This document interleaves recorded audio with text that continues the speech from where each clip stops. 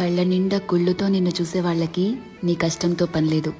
మనసు నిండా ప్రేమతో నిన్ను చూసే వాళ్ళకి నీ లోపాలతో పనిలేదు. కడుపు నిండా ద్వేషంతో నిన్ను చూసే వాళ్ళకి నీ మంచితనంతో పనిలేదు. గుండె నిండా అభిమానంతో నిన్ను చూసే వాళ్ళకి నీ తప్పొప్పులతో పనిలేదు. రక్తం నిండా కోపంతో నిన్ను చూసే వాళ్ళకి నీ పశ్చాత్తాపంతో పనిలేదు.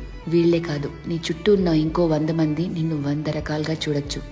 వాళ్ళందరూ వాళ్ళ లోపల ఉన్న ఎమోషన్తోనే నిన్ను చూస్తారు. నిన్ను నిన్నుగా చూడగలిగేది ఆ పైవాడి తర్వాత నువ్వు మాత్రమే.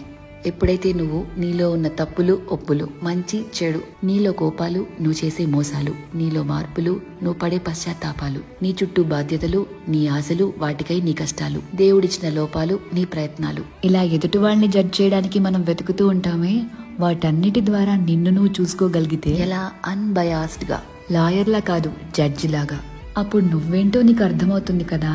అదే సెల్ఫ్ అవేర్నెస్ అంటే. సెల్ఫ్ అవేర్నెస్ నీకు చాలా ప్రశాంతతనిస్తుంది.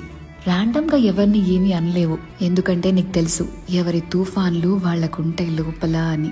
ఒకరిని జడ్జ్ చేయటం చాలా ఈజీ అబ్బా, కానీ నిన్ను నువ్వు జడ్జ్ చేసుకోగలిగితే